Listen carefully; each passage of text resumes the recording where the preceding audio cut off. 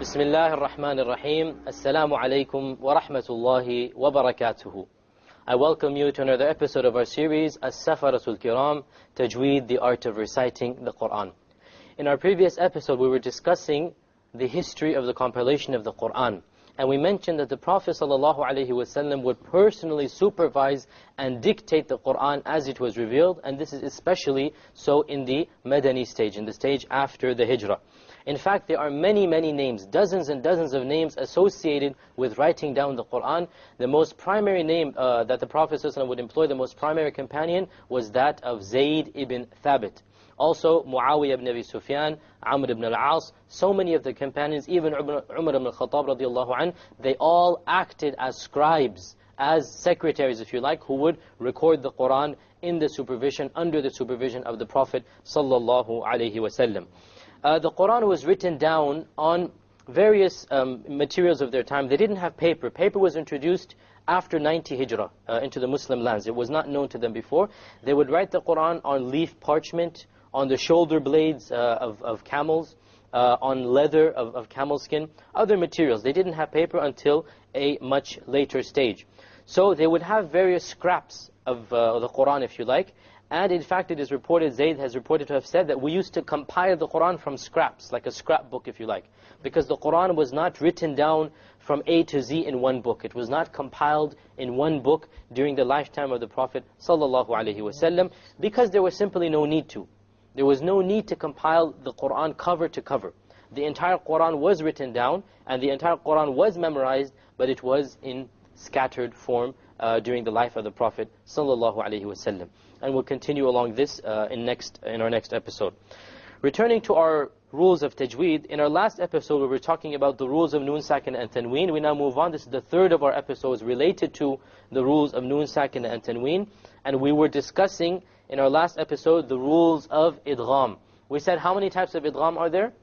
There's idgham with ghunnah and idgham without ghunnah. And last episode we discussed the idgham without ghunnah.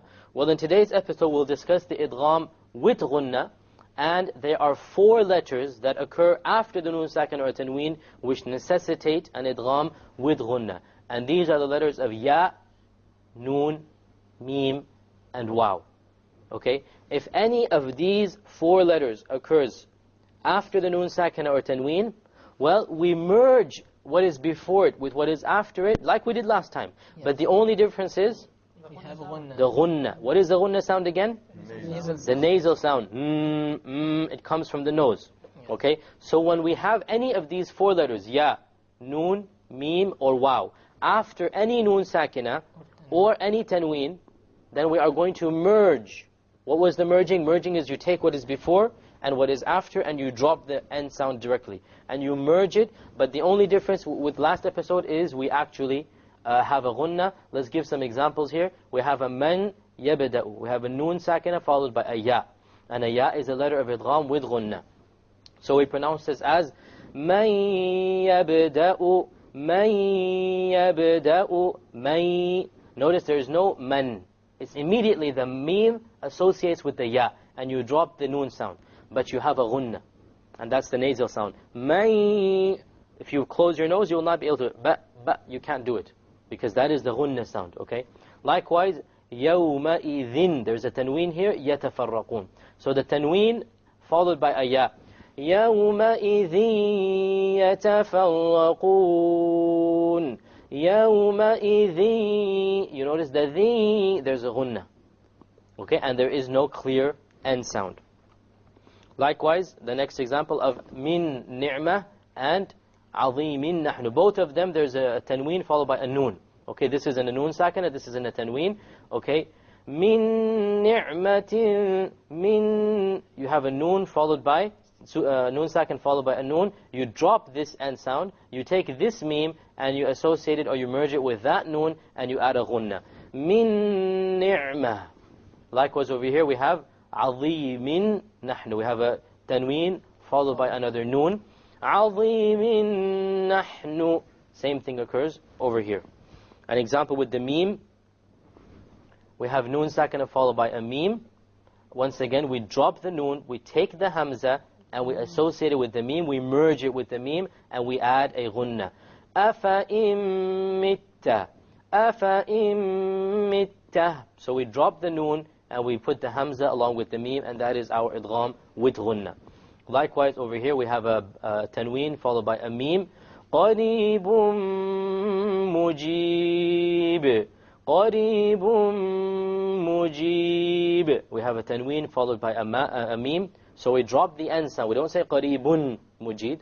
We drop the end sound and we merge the tanween immediately onto the meme with a ghunna. And our final letter is that of the wa. Wow. We have min wali. Likewise, we drop the noon because the waw is of the letters of idgham with ghunna. Min wali. Min wali. Likewise, over here we have a tanween followed by a wa. أَنْكَالًا وَجَحِيمًا أَنْكَالًا وَجَحِيمًا. You merge the tanween along with the waw and you move on. You don't pronounce the end sound and you have a ghunna. Here now it is important to point out that idgham only occurs in two words. There cannot be idgham in the same word, okay? You cannot have idgham in one word. Idgham must be that at the end of one word you have the noon sakin or tanween, and the beginning of the other word you have the letters of idgham. If it occurs in the same word, there is no idgham. Notice our examples here. The word dunya, dunya, this world. The noon is sakin followed by a ya, right? Do you make idgham? Dunya? No, you don't. Because it's in one word. So you don't have idgham in one word. Likewise, Sinwan. No idgham. There's a noon sakin followed by a waw. Sinwan. Sinwan. You pronounce the noon. In this case, the ruling would be idhar. You make it clear. Okay? Without any ghunna, you make the noon clear and you move on. Why? Because it's in one word. Likewise, bunyanahum. Bunyanahum. Bunyanahum. There's a noon sakin followed by a ya. You do not merge anything here because it is in one word. Even though there's a noon sakin followed by a ya, you are not allowed to do any merging because it is in one word. So remember, idgham occurs in how many words? Two. It must be that the end of one word is a noon sakin or tanween, and the beginning of the second word is one of the letters of idgham. What are the letters of idgham? All of them? Six letters, right? They have 6 letters of idgham.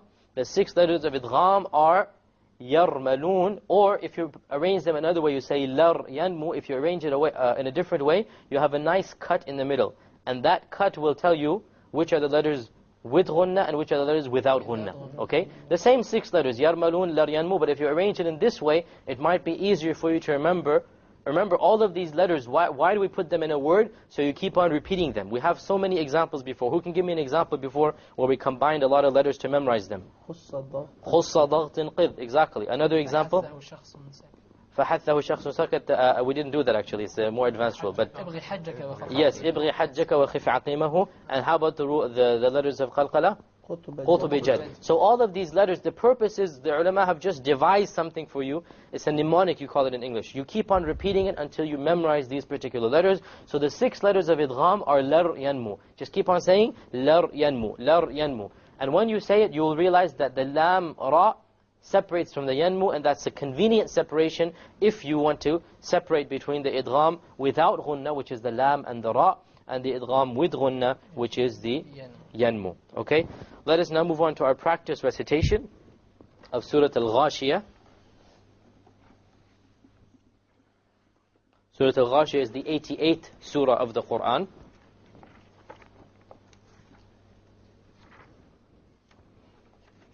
أعوذ بالله من الشيطان الرجيم. أعوذ بالله من الشيطان الرجيم. بسم الله الرحمن الرحيم. بسم الله الرحمن الرحيم. هل أتاك حديث الغاشية؟ هل أتاك حديث الغاشية؟ وجوه يومئذ خاشعة. وجوه يومئذ خاشعة. Notice here we have the wujuh. We have a tanween on the ha, right? Followed by a ya. So what is the ruling? Idgham with ghunna, because the ya right up here we have with ghunna. Wujuhu, like that. How about yawma idhin? We have another tanween. What is that followed by? Clarity, because it's followed by a kha. And kha is of the letters of the throat, which will be a clear thing. Yawma idhin khashi'a. Amilatun nasibah. Okay, we have a tanween followed by a noon. Right? What do we do here now? Idgham with ghunna. Amilatun. That's an idgham with a ghunna. Okay? Nasiba. Here's an interesting point. We have an alif here. Okay? The alif. Will it be heavy or light? Light. Why? The noon is light. But how about the sad after it? It has a kasra. Okay, but the sad, is it related to the alif or not? No. Many people make a mistake and they say amilatun nasiba, because they think the sad will make it heavy. But when it comes to the alif, to make it light or heavy, nasiba or nasiba, you look at the letter before and you don't worry about the letter after when it comes to the alif. Tasla naran hamiyah.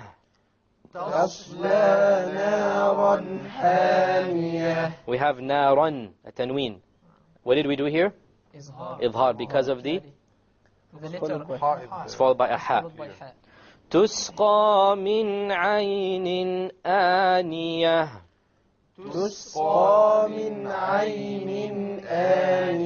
Okay, we have a tanween of a noon, aynin, and then we have a hamza, so once again it'll be idhar. Suppose we went on, we didn't stop here, and what would we say if we went on with aniyatin? How would we pronounce it then? Okay, so because there's a tanween followed by a lam, so we would have idgham without ghunna. Let me say that for you. تسقى من عين آنية ليس لهم طعام إلا من ضريع. We have over here the آنية. We dropped the noon sound, we emerged it without a ghunna. Then we have طعام, which is idhar because of the hamza after it. Okay, so repeat after me. ليس لهم طعام إلا من ضريع. ليس لهم طعام إلا من ضريع. لا يسمن ولا يغني من جوع. لا يسمن ولا يغني من جوع. وجوه يومئذ ناعمة. وجوه يومئذ ناعمة. Okay, who can tell me what are the rulings here? وجوه, yes, go ahead. Idgham with ghunna, because there's a tanween followed by a ya. And then يومئذ, again the same thing, we have a tanween followed by a noon. يومئذ ناعمة. Suppose we went on ناعمة لسعيها راضية. ناعمة, what will be the ruling here? Without ghunna. Okay, because there's a tanween followed by a la. So we have the merging, the idgham, but we have it without ghunna.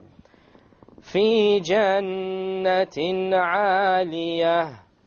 في جنة عالية. Likewise we have جنة عالية. What would be here? Idhar. We look at the letter after it, always. Again, it's very simple. It's not that complicated. All you have to do is you look at the particular letter after the noon sakina, after the tanween, and then you see which letter follows it, and you pronounce the ruling according to that. With this, we come to the end of this episode. We have one more ruling for noon sakin and tanween, which we'll take in our next episode. Until then, recite the Quran properly, وَرَتِّلْ الْقُرْآنَ تَرْتِيلًا, and we'll try to be in the company of as-safaratul kiram, of the holy angels. I hope to see you next time. Wassalamu alaikum wa rahmatullahi wa barakatuhu.